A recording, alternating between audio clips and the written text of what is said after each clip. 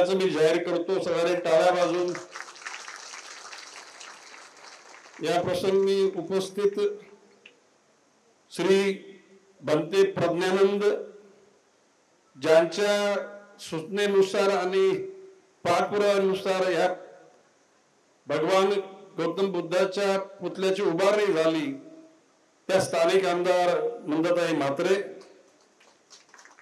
महापालिकेचे आयुक्त डॉक्टर कैलासजी शिंदे, माजी महापौर जयवंतजी सुतार, माजी महापौर सुधाकरजी सोनावणे, अतिरिक्त आयुक्त सुनीलजी पवार, ज्येष्ठ समाजसेवक सिद्धरामजी ओहल, ज्येष्ठ समाजसेवक महेशजी खरे, शहर अभियंता शिरीषजी अरदवाड, डॉक्टर राजेशजी पाटील, श्री दशरथजी भगत, श्री नामदेवजी भगत, डॉक्टर जियाजी नाथ, संपतजी शेवाले, श्री विजयजी घाटे, श्री अशोकजी गुरखे, विनोद म्हात्रे, विशालजी डोलस, गणेश म्हात्रे, सुरेश शेट्टी, विजय वाळुंज, गिरीश म्हात्रे, सुनील पाटील, श्रीमती मीरा पाटील, ॲडव्होकेट सपना गावडे, श्री काशीनाथ पाटील, श्री अनिल कौशिक, श्री राजू शिंदे, श्री दीपक पवार, कार्यकारी अभियंता मदन वाकचौडे, उप अभियंता पंढरीनाथ चौडे, कॉन्ट्रॅक्टर जी के खरे, जनसंपर्क अधिकारी महेंद्र कोंडे, उपस्थित महानगरपालिकेचे वरिष्ठ अधिकारी कर्मचारी, जमलेल्या बंधू भगिनी आणि पत्रकार मित्रांनो, नवी मुंबई एक शहर आहे, शांततेचं शहर आहे. तथागत भगवान गौतम बुद्धाची पंचतत्वाची अंमलबजावणी जर कुठे होत असेल ती नवी मुंबईमध्ये होती. मगाशी मंदाताई म्हात्रेंनी उल्लेख केला की या शहराला कसल्याही प्रकारचं गालबोट लागलेलं नाही आणि लागणार नाही. तर या शहरामध्ये सर्वांचा सन्मान केला जातो. धर्म, जात, पंथ, वर्ण, वर्गाच्या आणि काही पक्षाच्या पलीकडे जाऊन ज्या ठिकाणी सत्याची कास धरली जाते असं हे शहर आहे. ज्याला सोशल इंजिनिअरिंग हा जो भाग पडला जातो तो या शहरामध्ये तंतोतंत पाळला जातो. या शहराचा विकास सर्वार्थाने झालेला आहे.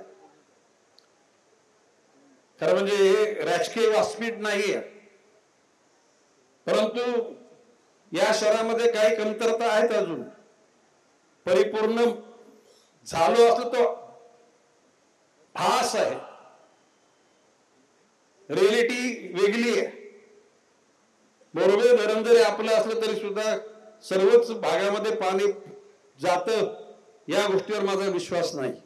MIDCतला परिसर अजून सुद्धा पाण्यापासून वंचित आहे आणि म्हणून मी अतिरिक्त आयुक्त अरविंद शिंदे यांना सांगितलं की बाबा नक्की या शहराला पाणी पुरवठा पूर्वीपासून कसा होत गेला आणि कसा कसा वाढत गेला आणि कुठल्या कारणाने कमी झाला.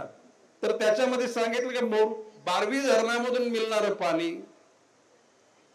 हे पूर्वी मिळत होतं, त्याच्यात कपात झाली. बारवी धरणाची उंची वाढवली आणि महानगरपालिकेकडे त्या प्रकल्पग्रस्त लोकांच्या नोकऱ्या परमनंट फ्रॉम डे फर्स्ट सुरू केल्या, परंतु 30 शब्द पाळले गेले नाहीत. अशा प्रकारचं पत्र अरविंद शिंदेजींनी मला दिलं की आपल्याला पाण्याचा आणि मी काल गिरीशजी महाजनला सांगितलं की आमच्या शहराला जो वंचित ठेवण्याचा प्रकार चालू मी, कारण ते जलसंपदा मंत्री त्यांना पत्र मी कालच दिलेलं आहे आणि माननीय आयुक्तांना यू फॉलो इट. या शहरामध्ये एकूणच भविष्यकाळच्या सगळ्या गोष्टी होत असताना या शहराच्या जनतेनं त्याग केला असताना या शहराच्या जनतेला कुठल्याही गोष्टी करता वंचित राहता कामा नये. चांगले रस्ते मिळले पाहिजेत. मगाशी मंदाताईंनी म्हटल्याप्रमाणे या ठिकाणी IAS, IPS, RIS, IFS या सर्वच सेवा देण्याकरता शिक्षणाची व्यवस्था केली पाहिजे आणि त्या गोष्टीला माझा सुद्धा पाठिंबा आहे. आयुक्त महोदय या गोष्टीची नोंद घ्या. हे शहर शैक्षणिक दृष्ट्या, आरोग्य दृष्ट्या, पाणी पुरवठा, स्वच्छता एकूणच संस्कृतीचं जतन, सर्वांच्याच मनाचा विचार करून दिव्यांगासाठी देशामध्ये चांगल्या प्रकारची शाळा निर्माण करणारी नवी मुंबई महापालिका, भविष्य काळामध्ये फेरीवाले, हातगाडीवाले, रस्त्यावरचे भिकारी, तृतीयपंथी या सर्वांचंच या शहरामध्ये त्याला सामावून घेऊन शहराचं नाव चांगल्या प्रकारे करण्याची जी धारणा आहे ती आपण निश्चितपणे पुढे पाठपुरावा करून पुढे नेत राहू. महापालिकेचे अधिकारी सुद्धा बऱ्याच अंशी चांगलं काम करतात. 90% अधिकाऱ्यांचं काम चालू आहे, तर 10% काय काम चुकार आहे त्या लोकांना मान्य आयुक्त मध्ये तुम्हाला त्यांना समज द्यावी लागेल.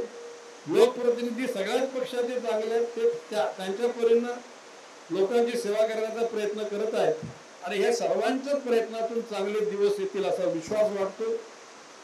आज ह्या परिसराला एक तेजस्विता आली आणि ती तथागत भगवान गौतम बुद्धाच्या पुतळ्याने आली. आणि एक गोष्ट खरी आहे, असं पुराणामध्ये म्हटले की भगवान प्रभू रामचंद्र, भगवान श्रीकृष्ण, त्याच्यानंतर भगवान गौतम बुद्ध, भगवान वर्धमान महावीर अशा प्रकारच्या विष्णूंनी घेतलेल्या रूपापैकी भगवान गौतम बुद्ध आहे. आणि त्या धारणेतून आपण त्यांच्याकडे बघतो. भविष्य काळामध्ये बुद्ध विचारांचा आपल्या सर्वांच्या जीवनामध्ये निश्चितपणे फायदा होईल असा विश्वास व्यक्त करतो, रजा घेतो. जय हिंद, जय महाराष्ट्र.